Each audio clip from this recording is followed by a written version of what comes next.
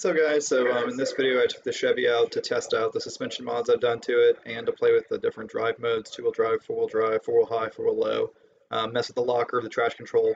So I put it in some situations to flex it out and get one wheel in the air to see how it would handle those situations. It's a good way to test when you make suspension changes to make sure you didn't mess anything up.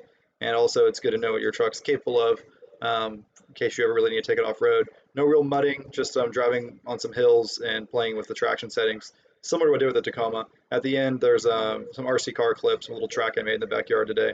Obviously bored because of the coronavirus, not really going out anywhere, so trying to make some content for you guys in the meantime.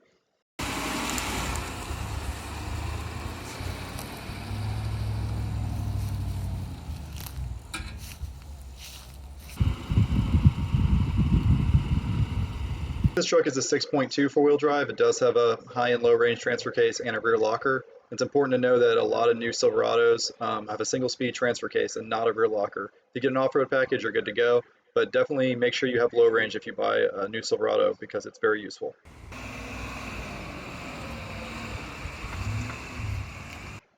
Actually pretty impressed with the off-road ride. It's a LTZ Z71 with a 2.5-inch spacer lift and a 2-inch block kit. I did upgrade the rear shocks and I added limiting straps to help the front end get protected with the lift, but it rides really smooth off-road. No real bad flame fexing, doors open fine, everything like that, unlike the F-150 I tested. So pretty good for a street truck. Back end flex is decent. The front doesn't flex too much because obviously sway bar. So right here, this is before the locker kicks in. It's using the brakes that pulse the wheel to keep your traction going. It only does that in two-wheel drive and four-wheel high and four-wheel auto. You lose that feature in four-wheel low.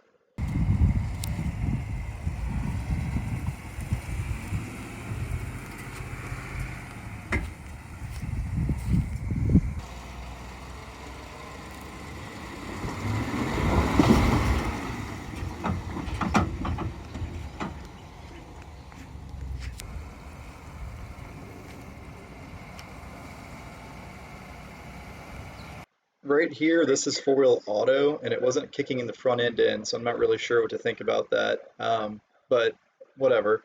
Also, no tire rubbing. These are 35s on pretty much stock trucks, so it's got real big wheel wells. Very happy about that. The aftermarket front bumper might help with the rubbing.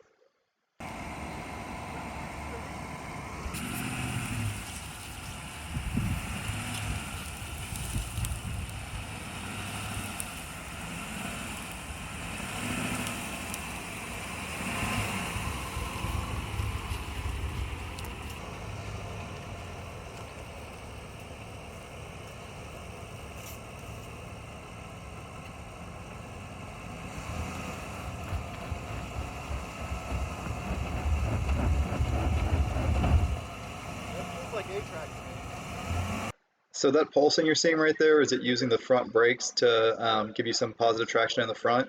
It's interesting that that actually kicks in before the rear locker engages. Pretty interesting. This works the same way the Talon i4-wheel drive does and Toyota A-Track and everything else. But it is nice that it has it, and there's a lot of situations where this truck would be more capable in four-wheel high than it would be in four-wheel low on uneven terrain. This is my AMG 6x6 and some other videos. It's a little course. I wish my Chevy could do the things this can do. This thing just defies pretty much all the laws of physics, but enjoy.